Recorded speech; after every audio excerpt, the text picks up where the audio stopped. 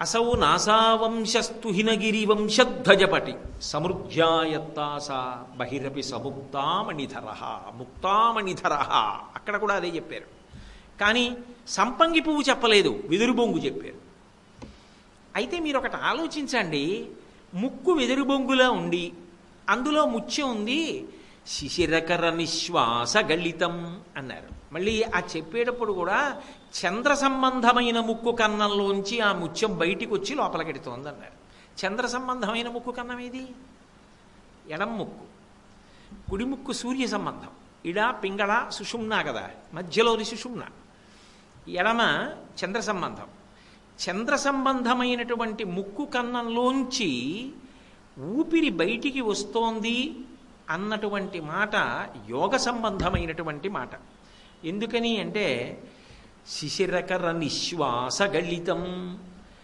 అది మనం ప్రయత్నపూర్వకంగా చూద్దాము అంటే కుదిరే విషయం కాదు అని యోగశాస్త్ర ప్రతిపాదన. నేను పరమ ప్రశాంతమైనటువంటి స్థితిలో, ధ్యానంలో, సంతోషంతో, అనురాగంతో, ప్రేమతో, కారుణ్యంతో ఉన్నాననుకోండి, అప్పుడు నాకు తెలియకుండా ఊపిరి కుడిముక్కులోంచి వెళ్ళి ఎడమ ముక్కు రంధ్రంలోంచి బయటికి వస్తుంది అని. శిశిరకర నిశ్వాస గళితం, ఎడమ ముక్కు కన్నంలోంచి బయటికి వస్తోందట అమ్మవారికి. అది చంద్ర సంబంధం కదా, చల్లగా ఉంటుంది కదా, అందులో ఉంది ముత్యం. లోపలికి పెట్టుకుంది ఆవిడ. ఆ ఊపిరి వదిలినప్పుడు ఆ ముత్యం ఏం చేస్తోందంటే బయటికి వచ్చి మళ్ళీ ఊపిరి తీసినప్పుడు లోపలికి వెళ్ళిపోతాం. అది కనపడక కదులుతున్నటువంటి ముత్యం. ఎందుకని? వెదురు బొంగులో ముత్యాలు ఎప్పుడు కనపడతాయి అంటే వెదురు కర్ర నరికేసి పగల కొడితే ముత్యాలు కనపడాలి. అలా అంటే అమంగళకరం కదా. అందుకే శిశిరకర నిశ్వాస గళితం, ఊపిరి వదిలిపెట్టినప్పుడు ఆ ముత్యం బయటికి వచ్చి లోపలికెడుతోంది అన్నారు.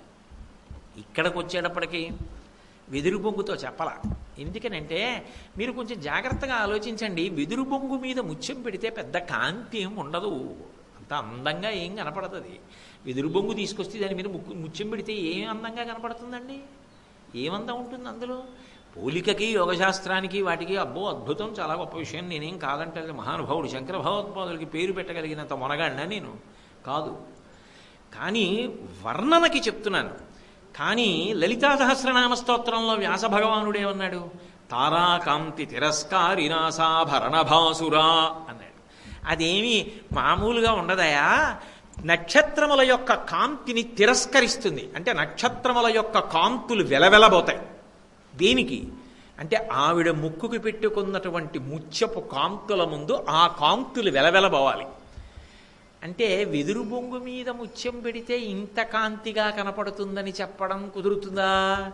లోపల నుంచి బయటకు వచ్చి వెళ్ళిపోతున్నప్పుడు యోగ సంబంధానికి బాగుందేమో కానీ ఈ మాటకి ఈ మాట ఎలా కుదురుతుంది?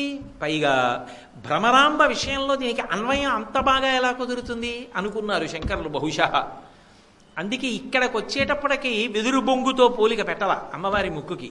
చెంచెత్యం పకనాసికాగ్ర విలసన్ముక్తామణిరంజితాం, సంపంగి పువ్వుతో పోల్చారు. సంపంగి పువ్వుతో ఎందుకు పోల్చాలి అంటే సంపంగి పువ్వు కొంచెం ఇలా ముద్దగా ఉంటుంది. కొంచెం ఒక్క రేకో రెండు రేకులో విచ్చుకున్నాయనుకోండి, మీరు ముచిక పట్టుకుని ఇలా పెట్టారనుకోండి, కొంచెం ముక్కు పుటాలు అదిరి పడుతూ ఇలా ముక్కు కన్నాలు బాగా తెరుచుకుంటే ఎలా ఉంటుందో అలా ఉంటుంది. అప్పుడు అలా వెదురు బొంగు ఉండదు. అందుకే సంపంగి పువ్వు అయితే ఇలా ముచిక పట్టుకున్నప్పుడు అటు ఇటు రేకులు విచ్చుకుంటే నాసాపుటములు అదిరిపడుతున్నటువంటి ముక్కులా ఉంటే, కదులుతున్న ముక్కు ముత్యంలా ఉంటుంది. అయితే ఈ సరదా ఏమిటి? ఎందుకు ఆ ముత్యం గురించి అంత కష్టపడి చెప్తున్నారు?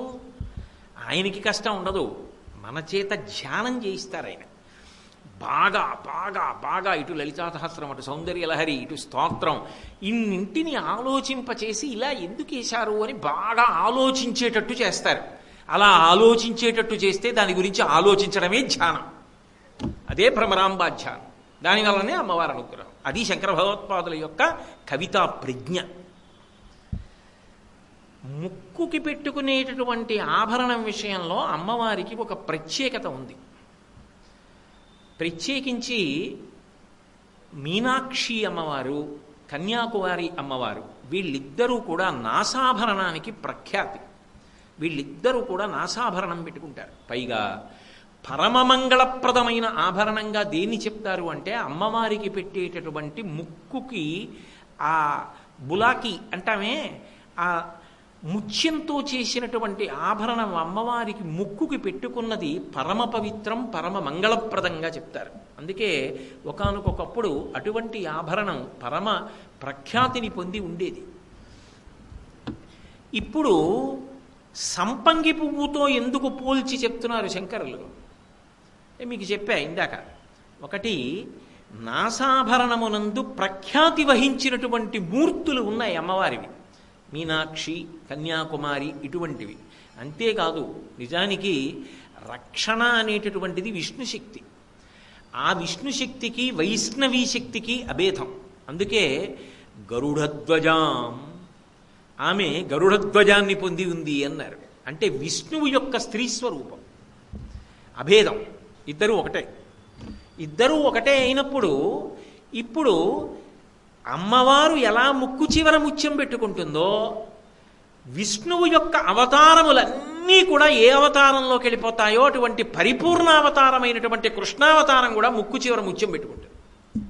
అందుకే కస్తూరీ తిలకం లలాట ఫలకే వక్షస్థలే కౌస్తుభం నాసాగ్రే నవమౌక్తికం కరతలే వేణుం కరే కంకణం సర్వాంగే హరిచందనం చ కలయం కంఠే చ ముక్తావళీం.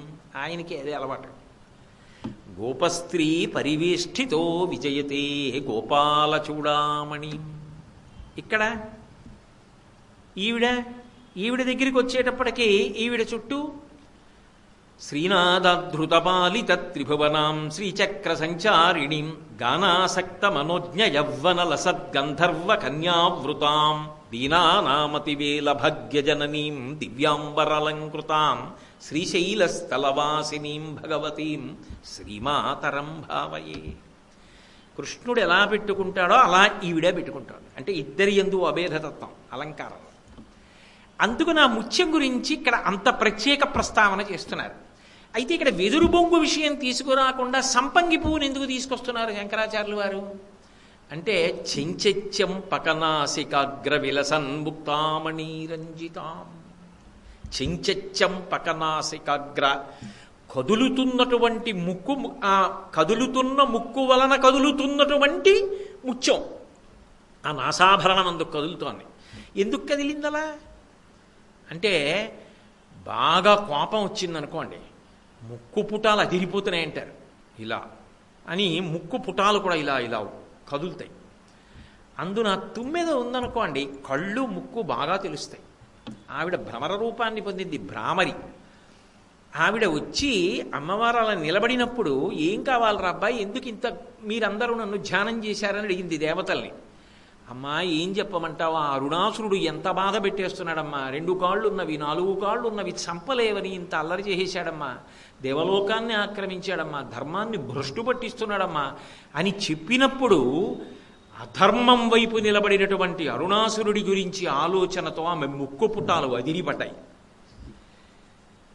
పిల్లలు ధర్మాత్ములు, వాళ్ళు పడుతున్న కష్టాలు చూసి నేనుండగా వీళ్ళకింత బాధ అని ఆక్రోశంతో ముక్కు పుటాలు అదిరే. అప్పుడు వెదురు బొంగు చెప్తే అది ఎలా ఇలా విచ్చుకుంటుంది, ఎలా సరిపోతుంది? సంపంగి పువ్వు అనుకోండి, 2 వైపులా రేకులు విచ్చుకొని గాలికి కదులుతాయి. అప్పుడు బాగా ముక్కు రంధ్రాలు ఇలా తెరుచుకున్నటువంటి ముక్కులా కనపడుతుంది. అందుకని చించెచ్చం పకనాసికాగ్ర విలసన్ ముక్తామణి రంజితాం. అందుకని భ్రామరీ రూపాన్ని పొంది వెంటనే అరుణాసురుణ్ణి చంపేస్తానని ఎగిరిల్లింది. అటువంటప్పుడు ఆమె ముక్కు వంక చూడడం, ఆ ముక్కు కన్నాలు ఆవిడ పెద్దవి చేయడం, కదులుతున్న ముక్కు మీద ఉన్నటువంటి ఆ ముత్యం ఆమెకి భక్తుల పట్ల ఉన్న ప్రేమ, ధర్మం మీద ఉన్న ప్రేమ, అధర్మం మీద ఉన్న ఆగ్రహం, ఆ ముక్కు వంక చూస్తే అమ్మో ఆ కోపంతో ముక్కు ఎంత అదిరిపడిపోతుందో ఎర్రగా అన్నప్పుడు ఎంత ఆనందంగా ఉంటుంది అసలు ఆ అనుభవానికి. ఆ సహజత్వాన్ని తీసుకురావడానికి చించెత్యం పకనాసికాగ్ర విలసన్ ముక్తామణి రంజితాం. ఆవిర్భావంలో ఆవిడ తుమ్మిదగా వచ్చినప్పుడు అలా వస్తేనే అందంగా ఉంటుంది. ఇప్పుడు అసౌనాసా వంశస్తు హినగిరి వంశధ్వజపటి ఎలా సరిపోతుంది? తారాకాంతి తిరస్కారినాసాభరణ భాసుర అంటే అలా సరిపోతుంది. అందుకని అరుణాసుర వధ జరుగుతోంది. భక్తుల్ని అనుగ్రహించడానికి మళ్ళీ ఆ తుమ్మెద రూపంలోనే వచ్చి భ్రామరీ రూపంలో శ్రీశైలంలో కూర్చుంది. కాబట్టి ఆ ముక్క అలా ఉంటేనే అందం. అందుకే శంకర భగవత్పాదులు ఇక్కడ అమ్మవారి ముక్కు గురించి చెప్పినప్పుడు చెంచెచ్చం పకనాసికాగ్ర విలసన్ ముక్తామణిరంజితాం. ఒక్కసారి మీరు భావన చేసి నిజంగా అలా ఆ ముక్కు యొక్క సౌందర్యాన్ని, ఆమె యొక్క ధర్మపక్షపాతాన్ని, ధర్మాత్ములైన వారు బాధ పొందినప్పుడు ఆవిడ ముక్కు కన్నాలు అదిరిపడే స్థితిని, ఆ ముత్యం ఊగే స్థితిని, ఆ నాసాభరణం, ఆవిడ ప్రేమ, ఆ ఎర్ర ముక్కు ఒక్కసారి ఆలోచన చేయండి. ఆవిడ తుమ్మిద రూపాన్ని పొందడం, ఎగరడం, అబ్బబ్బబ్బా ఏమి కారుణ్యమమ్మా. అందుకే ప్రారంభం చేస్తూనే చాంచల్యారుణలోచనాంచిత కృపాం, అబ్బా ఏమి దయమ్మా నీది. దాని కొనసాగింపు ఇదంతా. ఒక శ్లోకాన్ని చేస్తున్నారు అంటే శంకరులు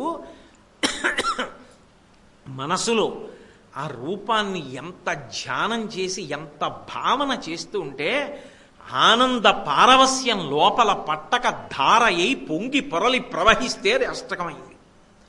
అంతే తప్ప ఏదో కేవలంగా నిద్రమానేసి వ్రాసిన అష్టకాలు కావివి, అవి పరమాద్భుతములు.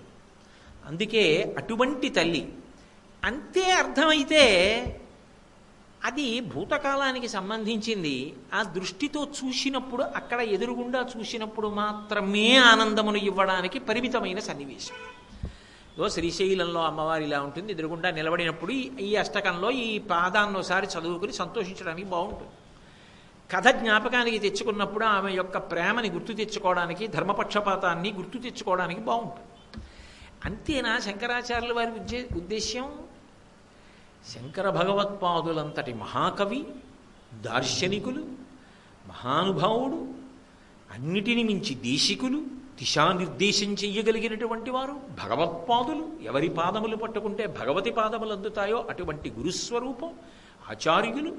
అటువంటి శంకరులు కేవలం అంతవరకు మాత్రమే ప్రతిపాదన చేస్తారా? కాదు. తుమ్మెద ఏ మొక్కకి పూసినటువంటి పువ్వు మీదైనా వాలుతుంది, గడ్డి పువ్వు మీద కూడా వాలి తేనెని తీసుకుంటుంది. కానీ ఒక్క సంపంగి పువ్వు మీద మాత్రం వాలదు.